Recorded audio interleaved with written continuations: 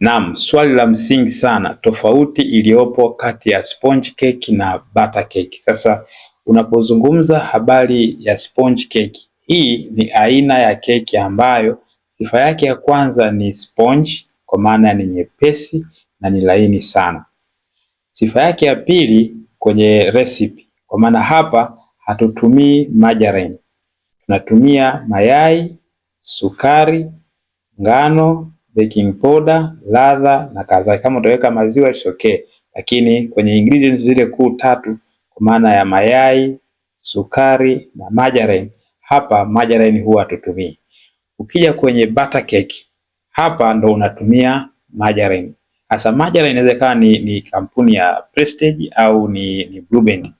Kwa hiyo hapa kutakuwa na mayai, kutakuwa na sukari, tutaongeza na hiyo margarine, itakuwa na ngano, utakuwa na baking powder, utakuwa na ladha kama utaweka na maziwa na vitu vingine inategemea, lakini kwenye kesi ya margarine utaona butter cake ina contain margarine, lakini sponge cake haina margarine. Hiyo ndo tofauti kuu na ndio inabeba majina ya hizo keki.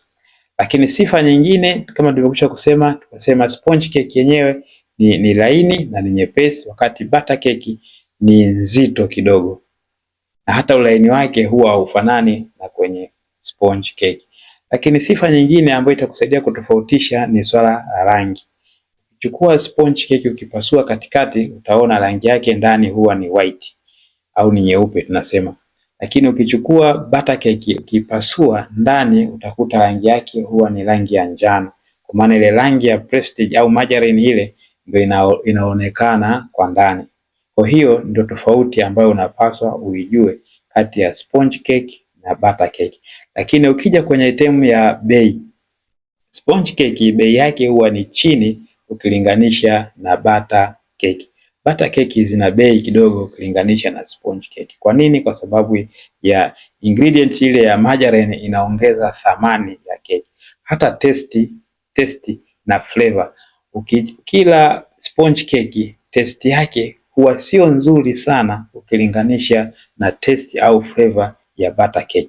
Kwa hiyo butter cake ni keki nzuri zaidi ukilinganisha na sponge cake.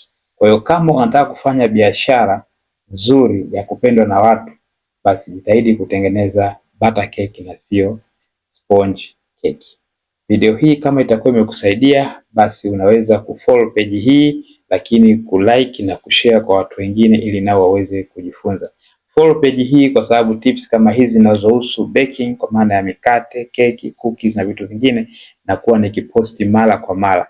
Lakini kama una changamoto yoyote unayoipitia katika kazi yako ya uokaji, basi njoo kwenye comment section niandikie changamoto unayoipitia, na mimi niko tayari kukuelekeza hatua kwa hatua